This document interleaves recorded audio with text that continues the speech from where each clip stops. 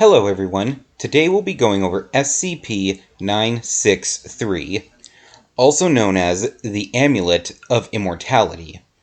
Object Class Euclid. SCP-963-1 is to be given into the care of a current D-level operative, as well as personnel classified as Dr. Bright's assistant. This assistant is to be chosen by an O5 council member for loyalty to the Foundation as well as psychological stability. SCP-963-1 is now hung by a chain from the subject's neck. 963-1 is not allowed to be hidden upon the subject's body. Any attempt to do so will be met with lethal force.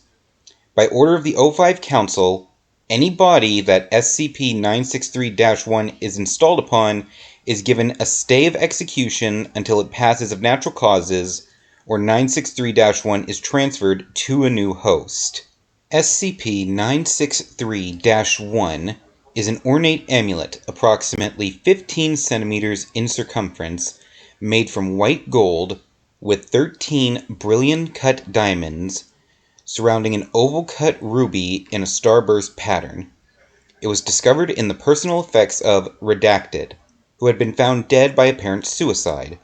Surrounded by a number of supernaturally related books, our agent in the area found that the amulet was incapable of being damaged and brought in according to subsequent protocols. Dr. Jack Bright, a junior staff researcher of good standing, was assigned the responsibility of researching the amulet's capabilities, and granted access to Redacted.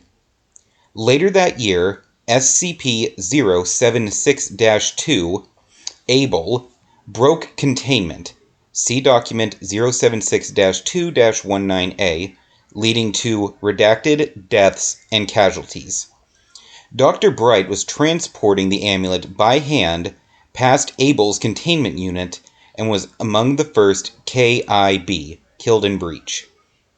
Several days later, D1-113 was tasked to clear the area of rubble, discovered the amulet among the wreckage, and picked it up. An immediate noticeable change came over the D class, and the interview is as follows. Could you please tell me your name? It's Jack Bright, you damn well know it is. I believe you are Tom Higley, working for us as part of your life sentence. Don't be ridiculous, it couldn't possibly be... SCP-963-1 was removed at this time from D1-113's possession. A further MRI shows that D1-113 ceases all higher brain function. 963 is returned, upon which brain function returns. Dr. Bright, what? We appear to have a problem. After much experimentation, it has been discovered that when any living anthropoid comes into direct skin contact with the amulet, the mind of the subject is wiped, and that of Dr. Bright is projected from the amulet onto the subject. It is known that the memories native to Dr. Bright transfer from host to host.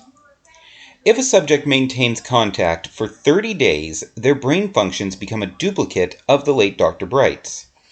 If the amulet is removed after this time period, the subject retains an independent copy of the consciousness of Jack Bright.